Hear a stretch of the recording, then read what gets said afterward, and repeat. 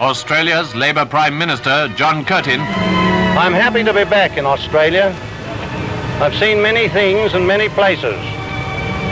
And although every man can be forgiven for loving his own country best, I believe it is an impartial assessment of the facts to say that I have not seen any country or any people better than my own. Welcome to Curtin's Cast, the John Curtin Research Centre's podcast, brought to you by myself, Nick Dyrenfurth, and Redbridge's Cos Samaras. Each week, we bring you the freshest and most challenging conversations from the world of Australian and global politics, culture, and ideas. Welcome back, Curtinistas. Welcome back to Curtin's Cast. I'm Nick Dyrenfurth, Executive Director, Head Honcho of the John Curtin Research Centre. I'm flying solo today without Kung Fu Cos Samaras. He's jet-setting the continent, but we've got a fabulous guest in his place. You can't replace Cos, but we've got Professor Paul Strangio back. The first guest to get a return Guernsey. So Paul is Emeritus Professor of Politics at Monash University, where he was a lecturer in politics for many years. He's one of Australia's leading scholars of political leadership, kicking off with his highly acclaimed biography of one-time Labor Deputy Prime Minister and Treasurer, Dr. Jim Cairns. And he is the author or co-author of multiple major works on prime ministers and political histories. He's now got a new book out which came out last week in the madness of budget, The Alchemy of Leadership, with Melbourne University Publishing.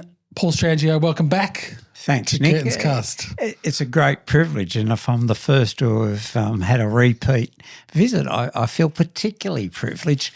And can I just say the first thing to apologise for my state of my nose, because I had a old man's curse. I had a fall last Friday night walking our beloved Kelpie Scout, and this is the result. Yes. It's good that you're front running that, because you look like something out of Rocky. When our listeners actually tune in to the visual version of the podcast, Paul hasn't been engaged in scrapes and scraps in inner city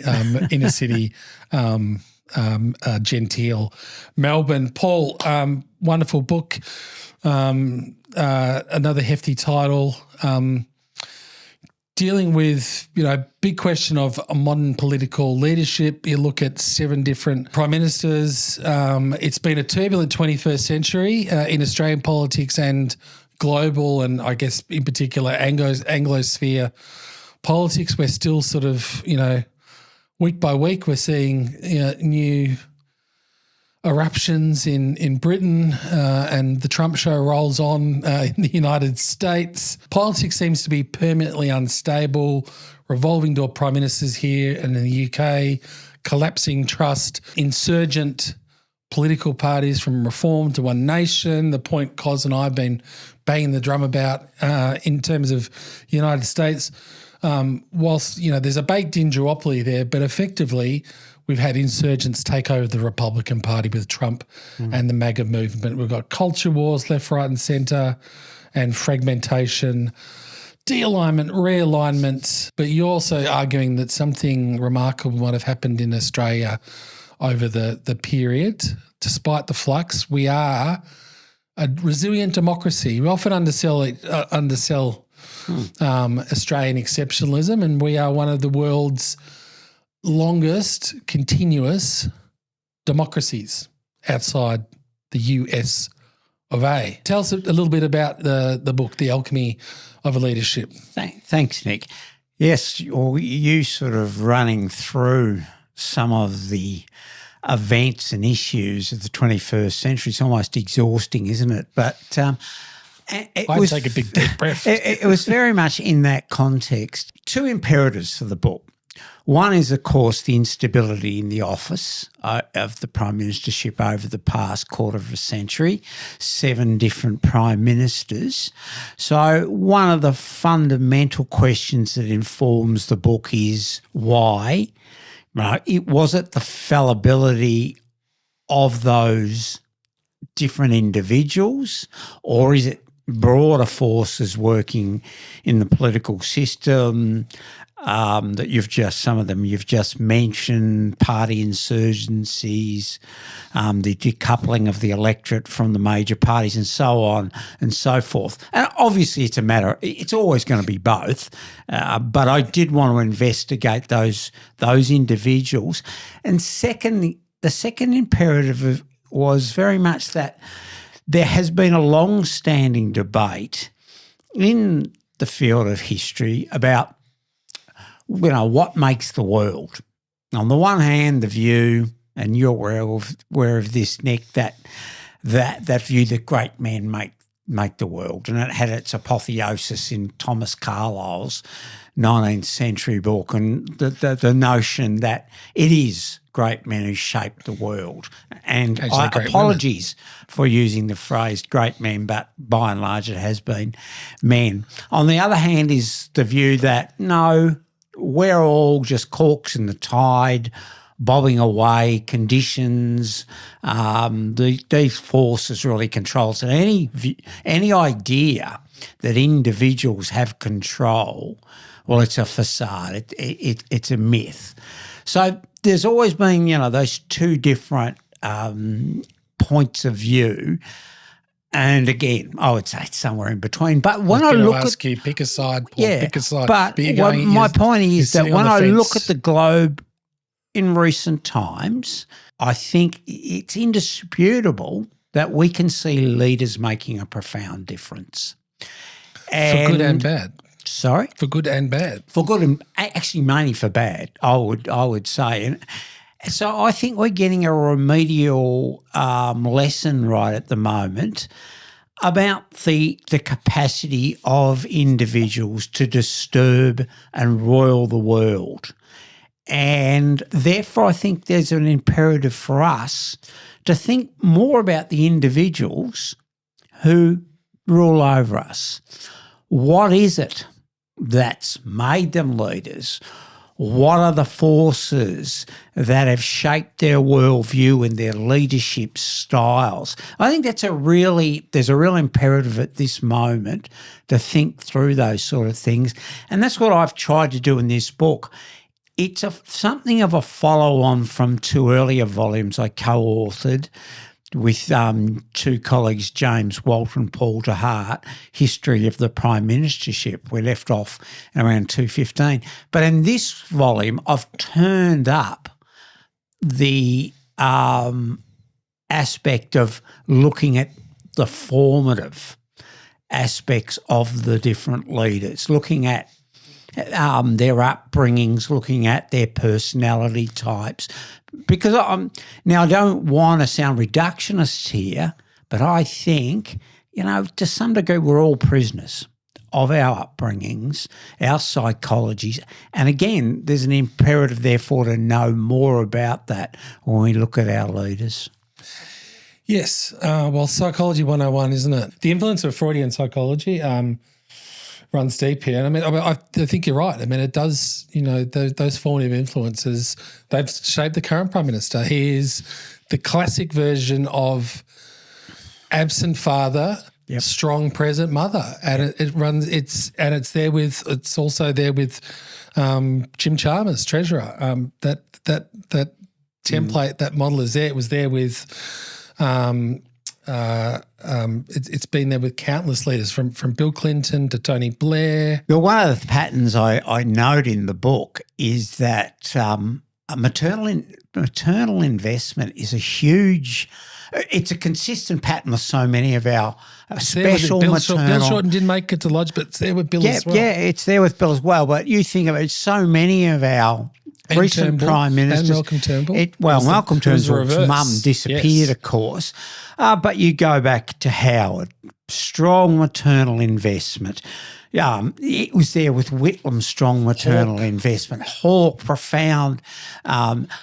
Keating, of course, being Keating in his inimitable way, talks a lot about that. And how died when he was relatively young. Is that right? Relatively young, but he talks about the love he received from his grandmother and his mother. Yes. And one of as Keating does, he has a beautiful passage. It's in the Kerry O'Brien book where he talks about that love giving him an asbestos suit where he could walk through the fires of public life and be unscathed. And again, so it is a consistent pattern. And as you've just said, our current Prime Minister, if we can't notice that sort of the fingerprints are all there in his priorities in office and who he relies on in government. Even now, I've noticed a real pattern, Nick, in the continuous. It's now a real strong pattern of appointing women to senior positions in the public service and civil life. And I think it's a story being slightly missed that there's different ways to skin a cat in terms of affecting social change.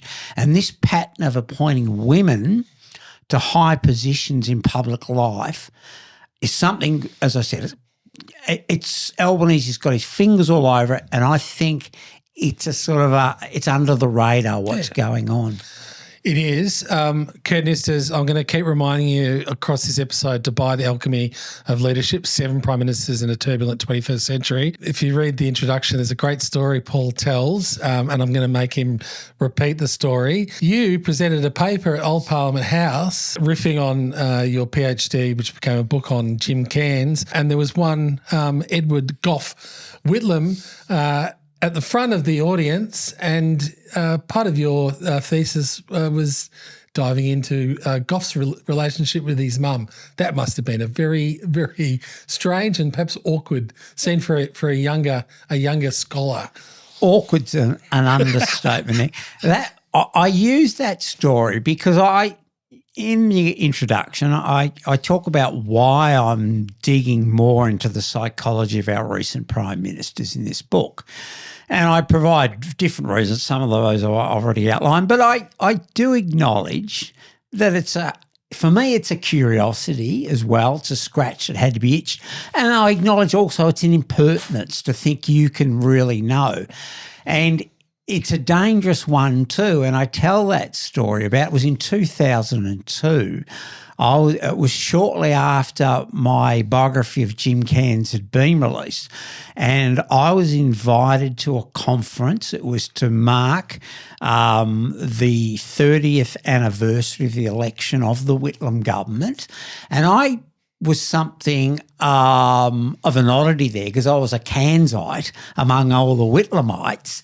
And I had a paper that I was to deliver on the rivalry between Cairns and Whitlam, because they were great rivals, about their different ideological positions, but also about how where their trajectories in politics and their worldviews were shaped by their childhoods, by their psychologies. Now, I wrote that paper without any notion that Edward Gough Whitlam would be attending the session. This is the early 2000s, yeah? Yes, it's 2002. He was quite elderly by then. Anyway, he approached me just before. He may be elderly, but he was still an imposing figure. Physically. And huge.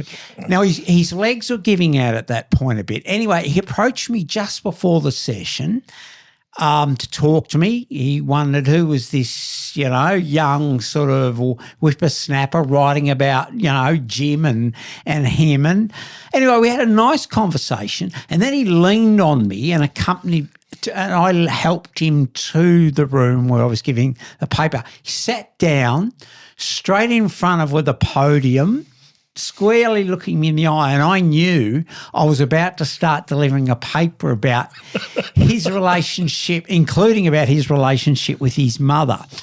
And I wanted to fall through the floor. And one of the other presenters said to me, and I've always laughed about this just as we're about to start, because he had a vague idea what was in the paper, and he said to me, "Paul, speak truth to power." I sort of, as an aside, said, well, it's all very well for you to say that. Anyway, so I started talking about Goff's and Jim's childhoods, and I was very aware that Goff was staring at me intently. And as I started to elaborate on his relationship with the mother, audience members were gasping at the impertinence of this young fellow doing this. Anyway, to cut a long story short, when I finished and they said, now for questions, Whitlam was the first to put up his hand, and he just in his stentorian tone said, I don't know what anything has got to do with my childhood and my relationship with my mother. And he ripped shreds off me. And yes, I went away. Who was right though, Paul? At the end of the day, were you right? I was right. Yeah. And often, Paul, when people do react like that, it gives the game away. And it was funny. The same guy that said to me, "Speak truth to power," it was a historian, well-respected historian, Tim Rouse. Tim reviewed my Cairns book, and he said something that's always stuck in my mind. Because again, he was reflecting on that rivalry between Cairns and Whitlam, and he said, well, look, for everything, Cairns is in some way a more compelling figure because of his fragile psychology. And I've always... Which unravelled spectacularly. And I've always had the view, Nick, that failure in inverted commas and fragility is in some ways far more interesting than success in inverted commas and sort of indomitable. And I've never found a figure like Cairns that has so compelled me to understand what was it that brought him undone so dramatically in 75. We both like the tragic. We both like the tragic. We do. It's no coincidence that my favourite novelist is F. Scott Fitzgerald, whose whole shtick is the fall from grace. The tragic on Cairns. I do want to actually talk about get into the weeds of the book. He paid you a big compliment though, didn't he? He said he actually learnt something about himself. From your scholarship. When the book was launched at Trades Hall, and it's the biggest book launch I've had because, Jim was the great puller of people, he got up and made a speech and he said that the book had helped him to understand his life.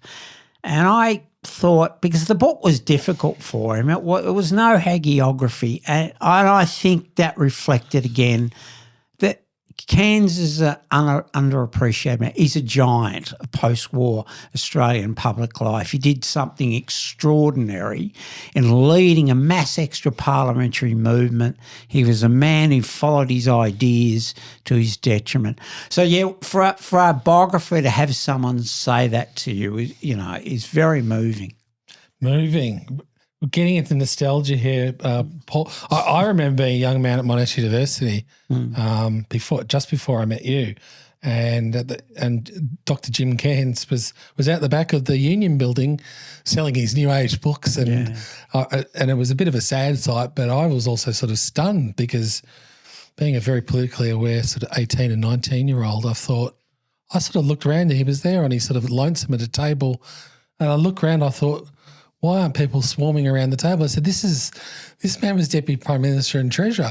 I used to go up and have a chat to him, but it was an extraordinary sight to see a former Deputy Prime Minister and Treasurer and someone who nearly knocked off Gough Whitlam for the leadership of the Labor Party out the back of the Monash University Student Union in the late 90s selling New Age books. Anyway, that's our little Curtin's corner of nostalgia. Your book, Paul, why? Let's get to the one of the big questions of the book. Why has modern leadership, both in Australia and elsewhere, been so chaotic in the 21st century? Why is it that since 2000, including 2007 and the Howard Prime Ministership, and I want to deep dive into Howard shortly, why is it that Australia has had 7 different Prime Ministers from 2007 onwards? And has that cycle abated? Well, very interesting question, Nick, that latter one. I think some of the forces you outlined right at the beginning are clearly, there's the dramatically transformed media landscape. There's de-alignment from the major parties. But, there's some broad forces. There's also, as I said, the fallibilities of those who have been in the office, and we can march through them all, but they're compared to, say, to Howard, who you've just mentioned, we'll get to Howard, they have appeared to be relatively like pygmies compared to his qualities as a Prime Minister, although I think his legacy for the nation and now for the Liberal Party is poisonous. So there's that fact. There's no doubt also that Gillard's decision in 2010, and not just her decision, I think there was an almost irresistible tide that emerged in mid-2010 to bring Kevin Rudd down because of his deep fragilities. Nonetheless, it set off something. Blood begets blood, all that sort of stuff. And we set in train a particular cycle. I always note that with Rudd and Gillard, what that was all about was fundamentally about, it was personal, but it was, when you really drill down, it was about how to run a government, their argument, how to manage a government. Whereas, of course, then you got the next two great rivals in Tony Abbott and Malcolm Turnbull. There was a lot of personal enmity there, but it was also fundamentally about the soul of the Liberal Party. So it was a philosophical battle to the end. So they're similar and different, those two bouts of stability. And what we really had was from 2010 to 2018 when Morrison ascended. And again, we can talk about Morrison, sort of the accidental Prime Minister and the great exotic, in my view, of 21st century Prime Ministers. You get a return to stability, but it's really, I think really it was Albanese winning in 225 that seemed to be the bookend on that period, really closing it off. And to my view, the two big watershed elections of the 21st century are 2001 and 2025. Yes, I think you're right. It's a combination of the structural factors. Much of that turbulence arose directly out of the GFC, and it's if you look at the rise of reform and Brexit and Trump, it all comes out of the GFC, but also deeper structural economic changes, which work to collapse old party loyalties and scramble political loyalties here and everywhere. I think you're right. It's complex. I think there's the agency of particular leaders there as well, but also we live in this hyper-political. There's a great book out, Paul, by Anton Jager, who's a British-based political historian who talks about we're living in this age of hyper politics where politics is everywhere, but durable long-term reform seems impossible, and part of that is bound up with media fragmentation and the rise of social media. It's almost like clockwork, Paul. Twitter comes along, and then we have a revolving door prime ministership. And it coincides with Rudd, of course. Social media really erupting, and Rudd is the first to try and some way ride that wave. And it's one of the things that helps to consume him. I always think of Rudd's prime ministership became a bit like someone caught in a hamster wheel because he just tried to run faster and faster and faster. And it's an unsustainable model, but he tried. And then different prime ministers after him have, tried different ways to cope with that that sort of hypermedia style. For example, Gillard tried to step back from it. Yeah. But it ended up consuming her as well. Her unwillingness to unbend herself in front of the media works against her, adds to her mystery.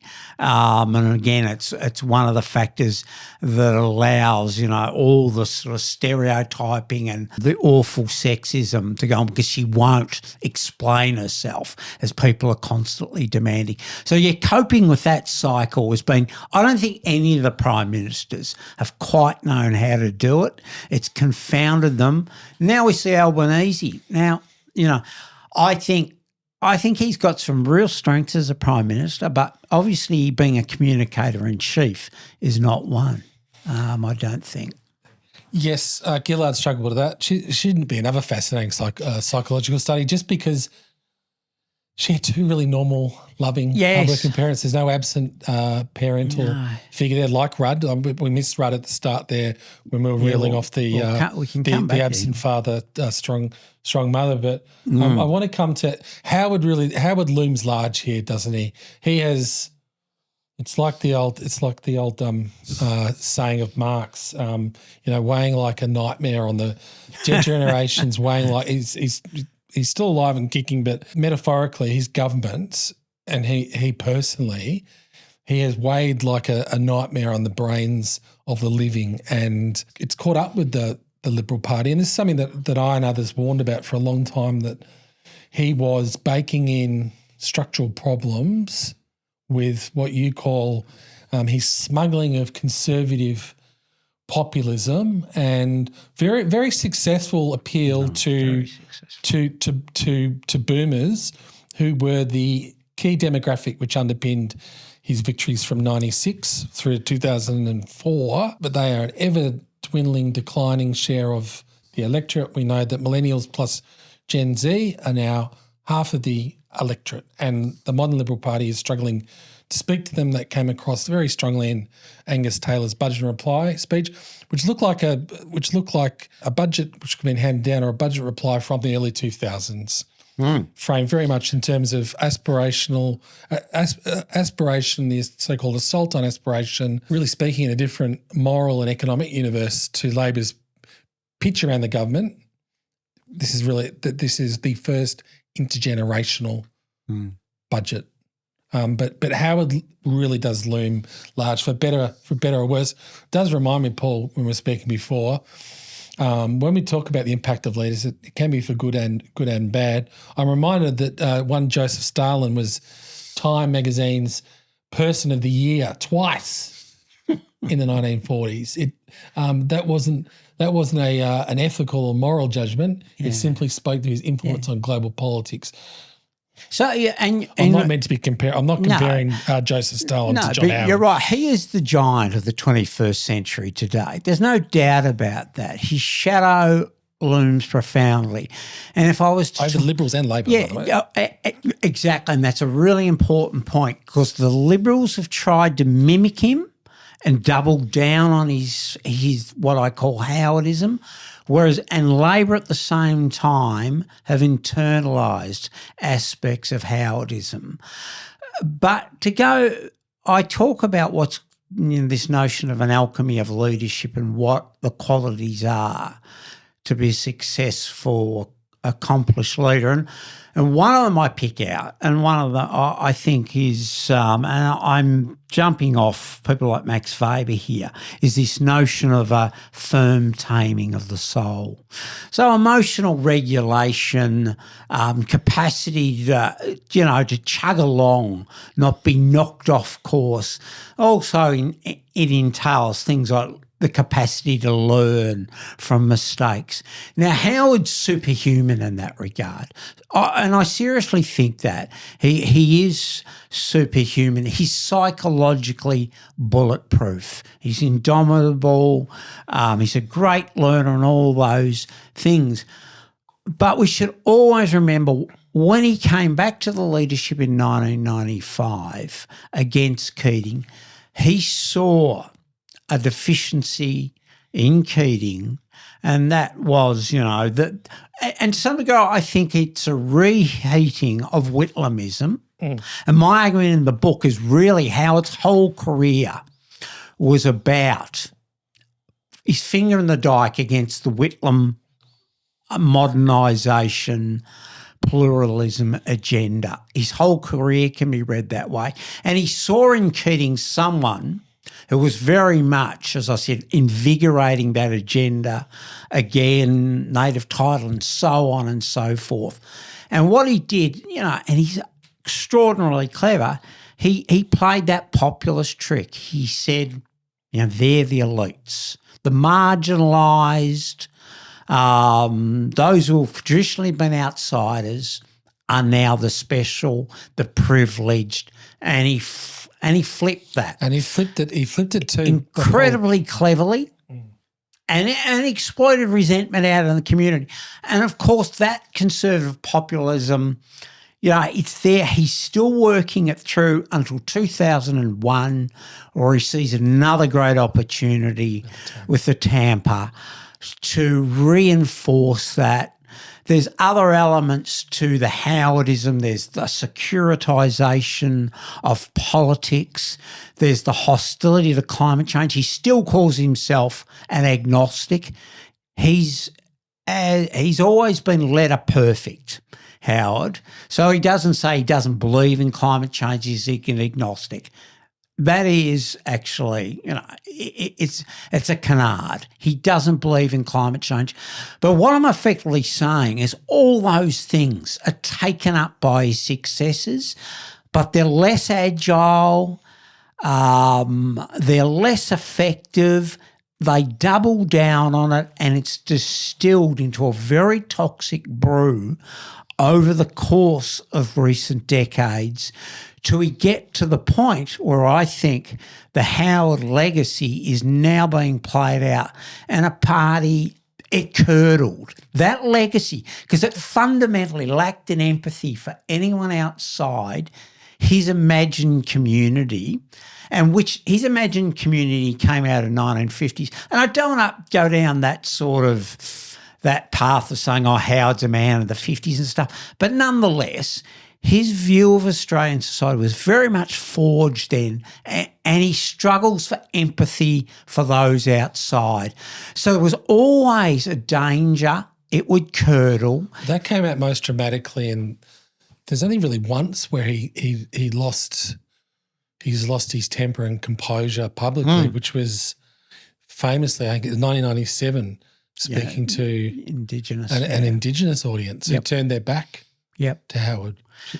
Yeah, and that's right. And, wind forward to The Voice, and there he is again.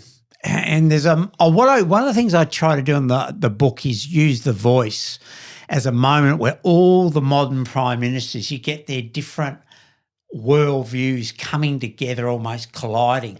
And one of the moments there is he appropriates Whitlam's. I don't know if you remember that, Nick. There's that moment where he appropriates Whitlam's phrase a few weeks out from the actual referendum day, when it's looking like the referendum was doomed. It was always be doomed. But he says, maintain your rage. And you wonder at that moment, I ask in the book, what was it that man who had stood at the apex of power for more than 11 years should feel rage at the prospect that Indigenous Australians might be given a leg up to have more power in this country?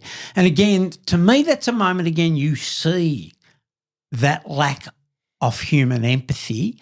And as I said, I think that's why his legacy for the Liberal Party has curdled, because they haven't been able to move beyond those same positions. And you just mentioned Taylor's budget reply.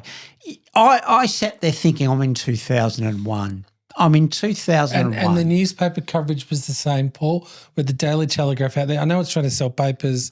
Jim Chalmers on the front cover next to a hammer and sickle. Yeah. And I did think, we're back in 2001, as Cos pointed out last week, 70% of Australians don't read a newspaper. No. And that's all Australians. So when you turn to Gen Z and millennials, Yep. You're coming up to 89%. Don't read the Daily Telly. Aren't moved by Soviet-style images and rhetorical allusions.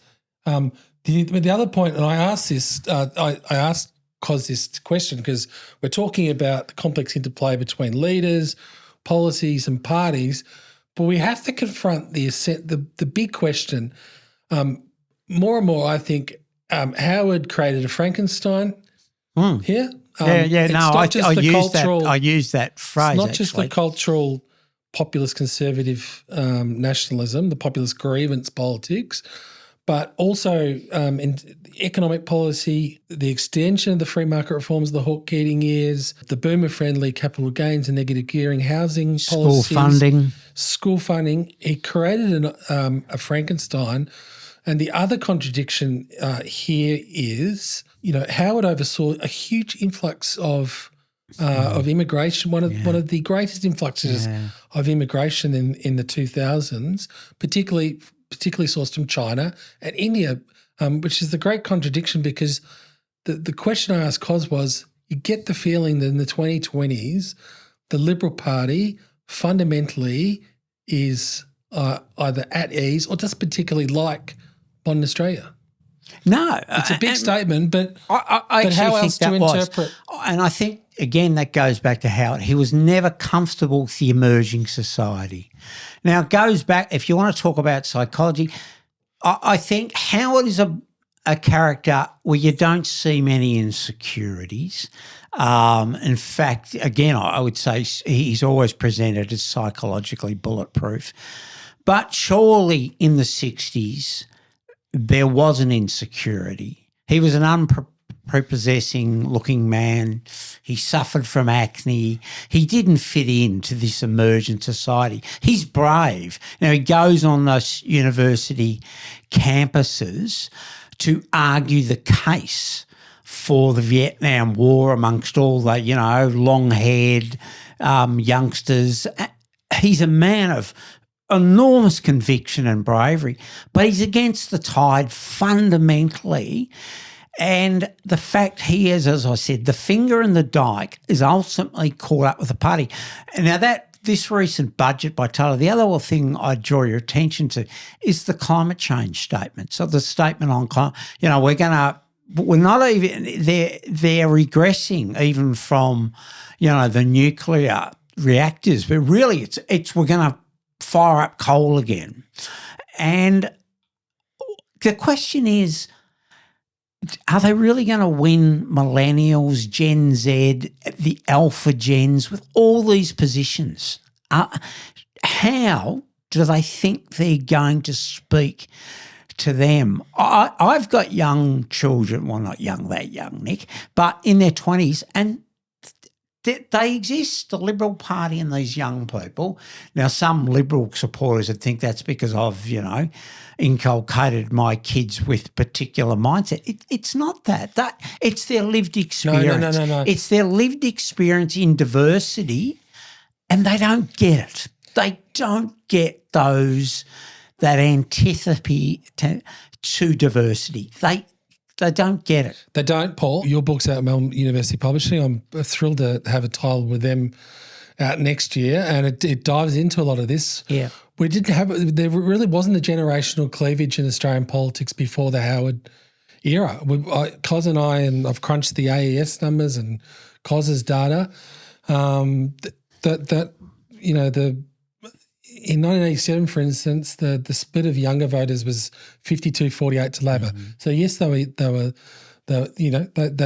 old pattern held there. If you were younger, you were more likely to vote for the left of politics, and then you became more conservative. What Cos and I have discerned is that's been smashed up. We now have voters who simply the same age bracket, the sort of 18 to 30-year-olds, it's now breaking to Labor, millennials 55, 45, 60, 40, and Gen Z is breaking 65, 35. And that's not according to polls. That's the last election. Yeah, so that's the last there election. is now a generational cleavage, and many of those younger voters, if they are becoming more conservative, what they'll do is they're shifting from Greens to Labor. So they're shifting within the broad left bloc. Yeah. So they're not the old swinging voter model has collapsed, and I think you're right. I mean, a lot of this we can track back to Howard. Now, it is sound like some people would listen to us and go, well,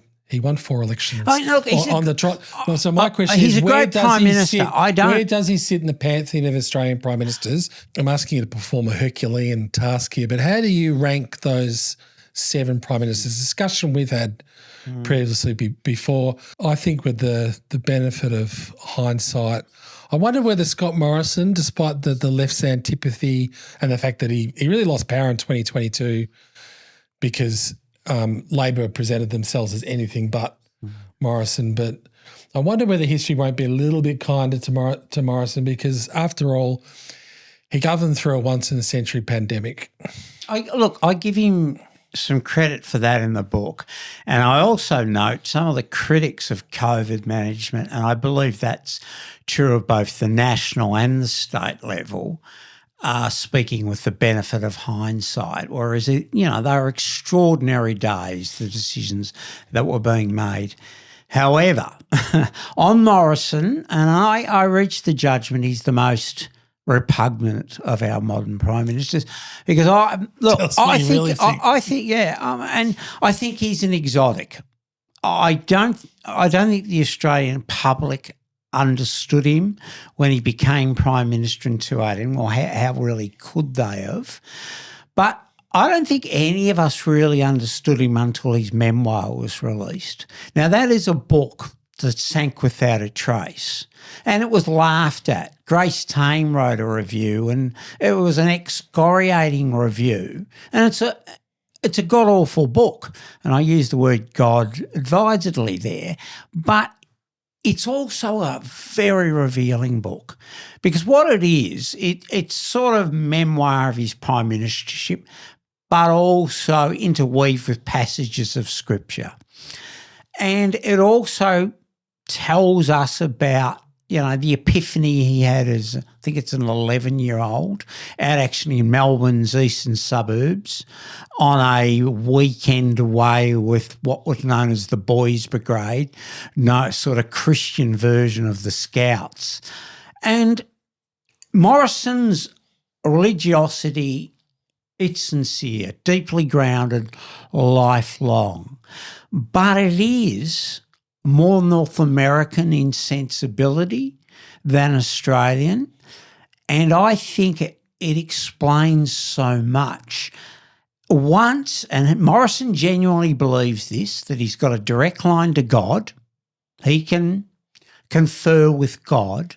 Once you believe that, it allows you to dodge accountability, because you believe you're responsible to God first and foremost. You answer to God. You don't answer to others. Now, this is a book, doesn't mention the Black Summer bushfires, doesn't mention the multiple ministry, doesn't mention robo-debt. They're all gone. They're erased from the picture.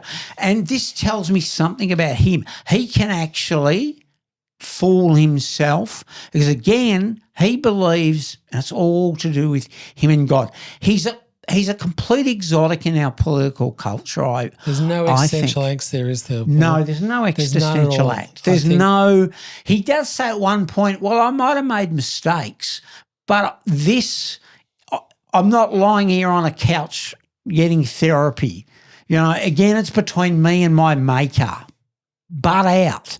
You don't need to know the mistakes that I made.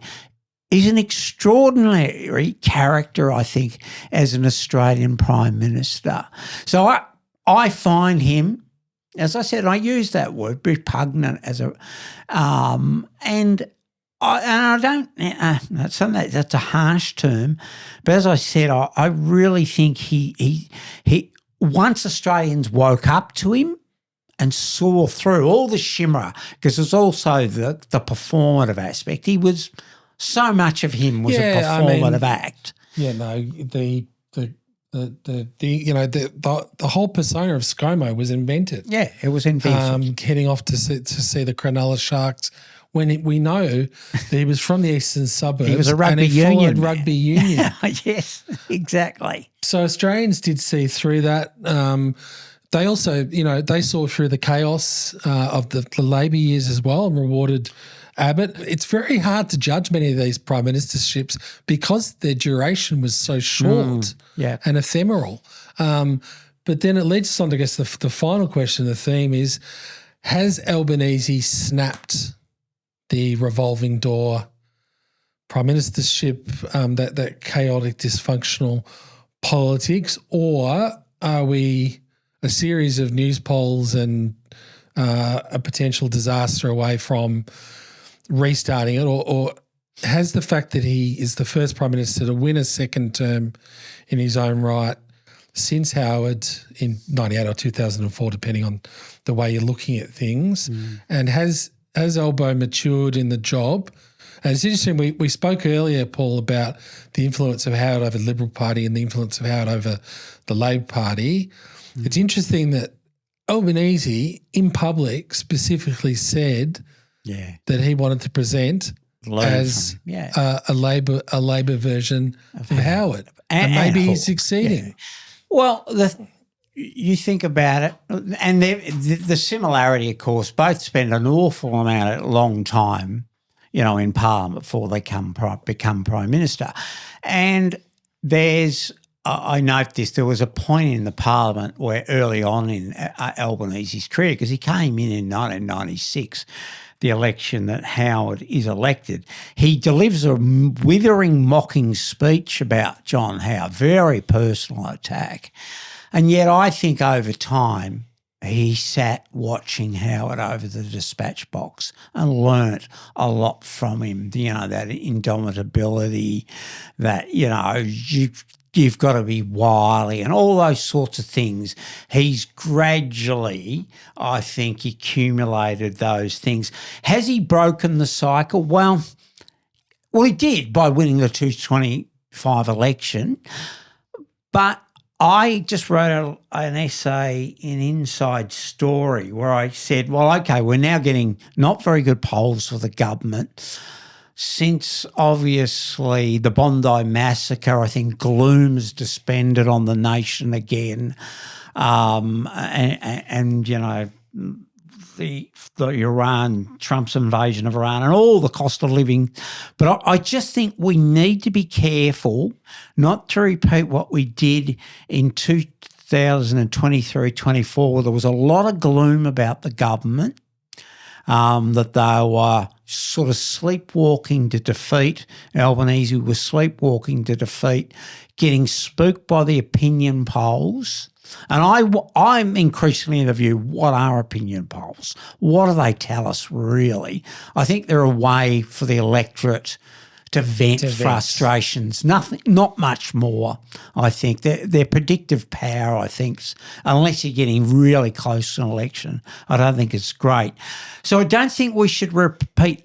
During 2024, I kept on writing that in the end, I thought Australians would reject Dutton because of what he represented in that double down, angry, aggressive, conservative populism. And who would particularly reject him? The young and women. And I don't want to sound like I'm a great soothsayer. I think it was pretty obvious. And I think those things aren't going to change. And also the institutions, and you go back to why our democracy is a resilient one, they're still there. Compulsory voting, preferential voting. We are a special democracy in my view. And I think those fundamental things are still there. The other point I think it's worth, Australians did what they've always done, Paul, and it's not so much that they voted for a particular to elect or re-elect a particular prime minister, but they've elected what they don't. They've voted for against what they don't like. Yeah, it was and repudiation. That runs from a Whitlam in 1975 when they voted for Fraser and stability after the chaos. They voted for Howard again after when the government the Keating government had run out of puff, but a large chunk of the electorate were amenable to Howard's message of the cultural, the message of that this was an aloof, elitist government pandering to minority sectarian interests. They did it again with Tony Abbott. He was not elected with a sweeping mandate or out of any particular jubilation. Deeply unpopular. And they did it again with Scott Morrison in 2022 and Peter Dutton in 2025. Yeah. Keep hold of Mother Nurse for fear of something worse. Yeah, well, and I think you're right. 2025, I will give the government credit, 225. Look, I think there was also at the same time, there was a small tick for an orderly government, one that was disciplined, one that stayed united. It didn't unravel.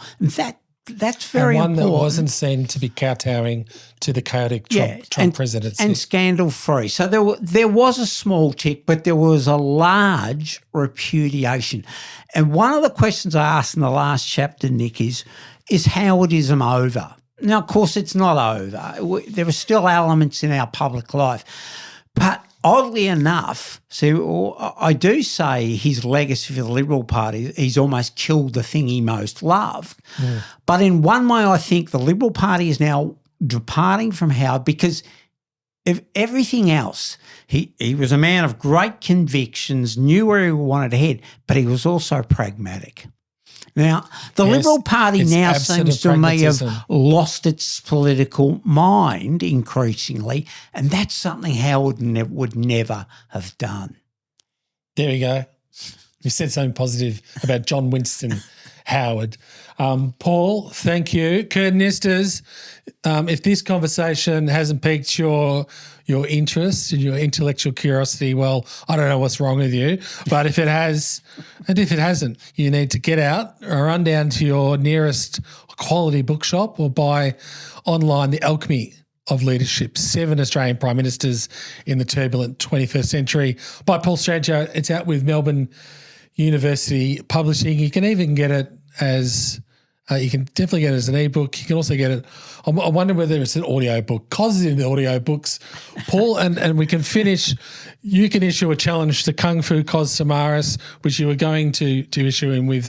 What do you want Cos to do? Well, I've just noted, Nick, that he's avoided me because I used to be a very keen marathon runner. I'm a bit of a broken down one now, but I was going to challenge Cos to a race over maybe 10K. That's what I was going to challenge. Okay, we're going to make it happen. We're going to make it happen. Cos, when you're listening, in a fortnight's time, mate, we're going to meet you out the front of the podcast studio, and after the podcast, you've been dared to a long run endurance challenge by Professor Emeritus Paul Strangio. Curtinistas, that's enough of us babbling on. Thank you very much for tuning in. Buy Paul's book, buy multiple copies. We thank you very much, Paul. We will see you next week. Ciao, arrivederci.